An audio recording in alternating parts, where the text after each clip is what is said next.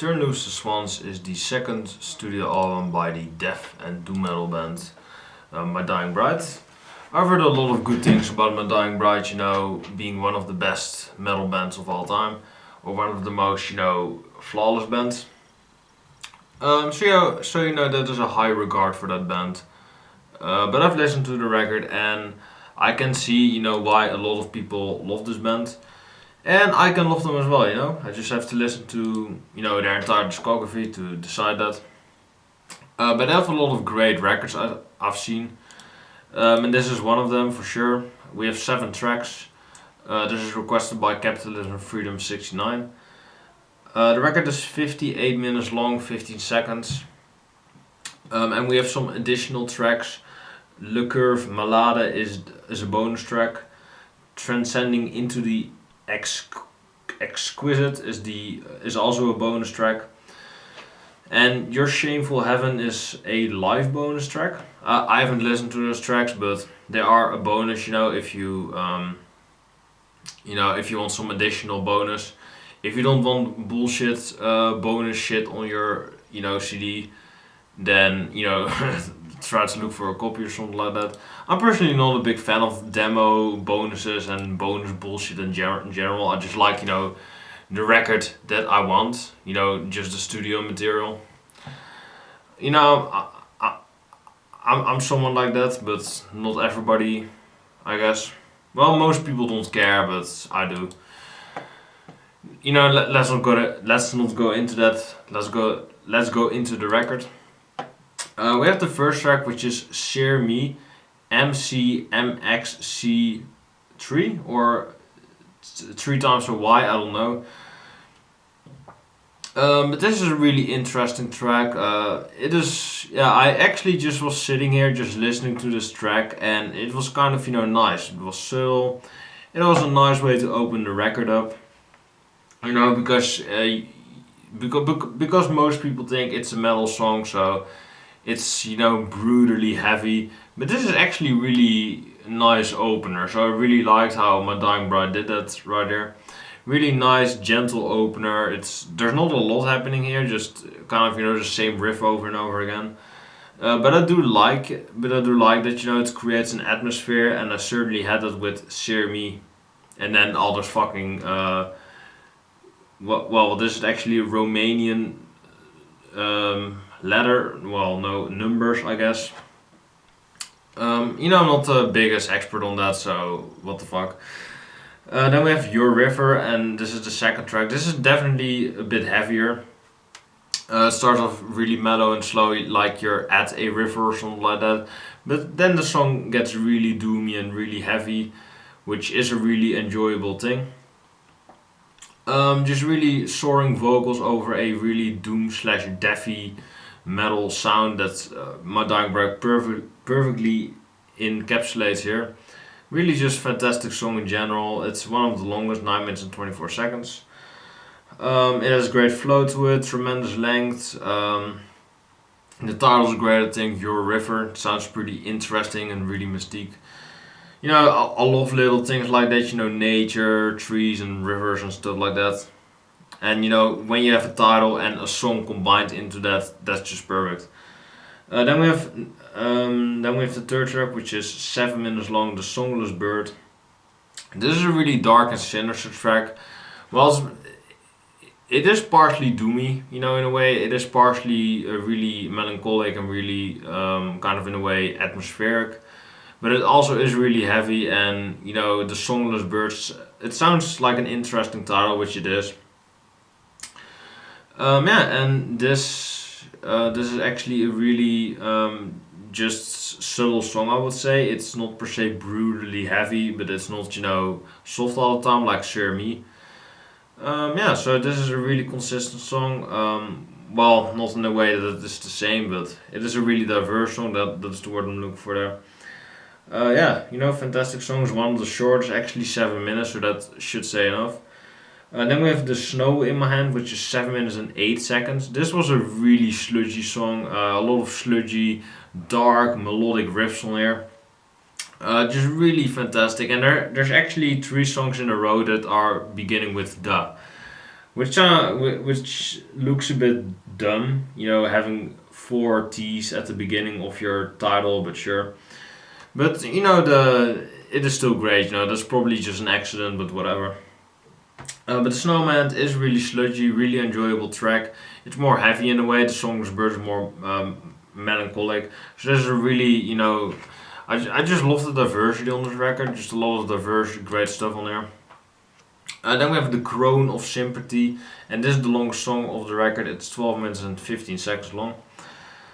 Yeah, and this is just a really brooding track. It just starts off kind of, you know, melancholic, but just goes into the verse really heavy and really, just really brooding, really brutal.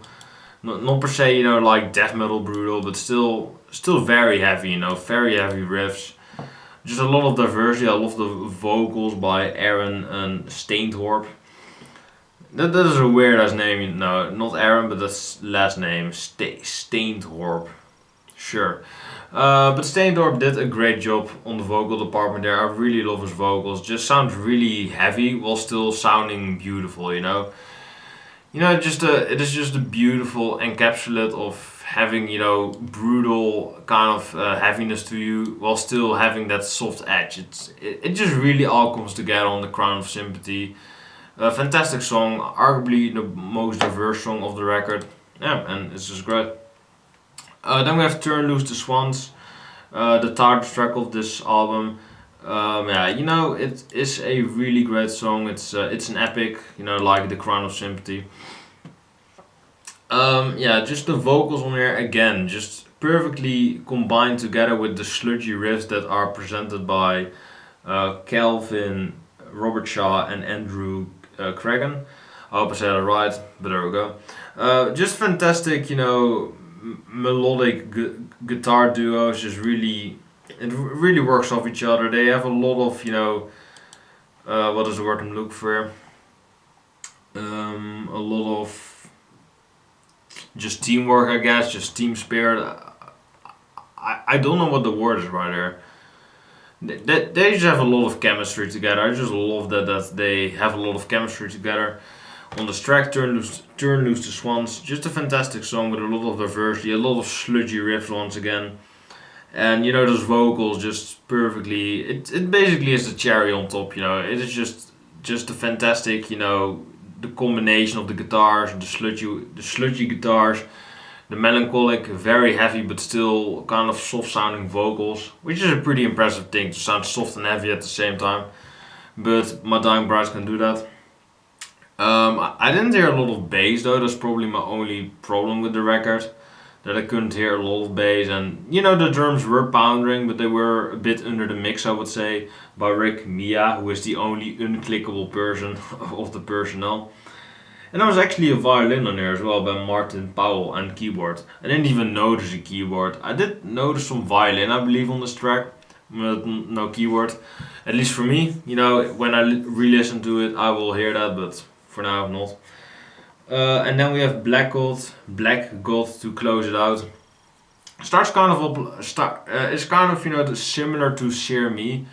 It just starts off really slowly and really just really melancholic. Well, it is actually the entire time melancholic and just acoustic, which is nice. It is a nice closer. It works perfectly for a closing song. But if I'm really honest, I'm kind of disappointed with this track since, you know, I was expecting a brutal, heavy song with Black God, a title like that. That is a really powerful title, Black God. So you're expecting, you know, a heavy ass song. But this is just, you know, your typical closing song. It's just melancholic, acoustic. It's, you know, pretty soft and pretty safe sounding, while not, you know, not as in sellout way, but still, I expected more of this track and I was kind of disappointed with it. But that is really my only complaint with the record, that the Black God was a bit disappointing since it was melancholic all the time. But it was a fitting closer, I would say. So my favorites are probably Sear Me with that big ass title behind it. Your River was great. The Crown of Sympathy and Turn Loose the Swans, if I can speak. So those are my favorite tracks. The Songless Bird was pretty good. The Snow in My Hand was very heavy, just very great. Yeah, and the rest of the songs were pretty good as well. And Black Gold being the only still good song, but it was kind of disappointing since I was expecting something heavier with just a powerful title like that. You just gotta deliver, and they didn't exactly do that, but it was still fitting. So overall, I would give this record a 9 points. What should I give it? I'm gonna give it a 9.4. It is a really fantastic record. I really loved it, but yeah, the closure could have been better. That's really my only complaint with the record, really. For the rest, it was perfect. By the way, I don't know what the album cover is. Turn Loose the Swans, so probably a lake or something with swans in it. But it looks kind of like a church to me with, demons under it and angels above it, something like that. I cannot make the album cover out. Maybe it doesn't mean anything, but I, just yeah, I really don't know what it is. So if you know, then let me know in the comments down below because I'm clueless right there. So I hope you've enjoyed this album review. Like, comment, subscribe to the channel for videos like this one. Yeah, and let me know what you thought about the record. Sear Me was actually a second in a trilogy of songs to bear the title, preceded by the doom metal oriented Sear Me in 1992 and Sear Me 3 in 1999. So it's actually part 2, so there we go. Didn't know that, but I assume that capitalism is gonna say that, but just I said it before you, so there you go. But yeah, that was the record. I hope you've enjoyed it. God bless, stay safe, take care, and let me know what album you want me to review in an upcoming video. I would love to read it, and yeah, leave it behind. I hope you've enjoyed the video, all those things I just said, and peace.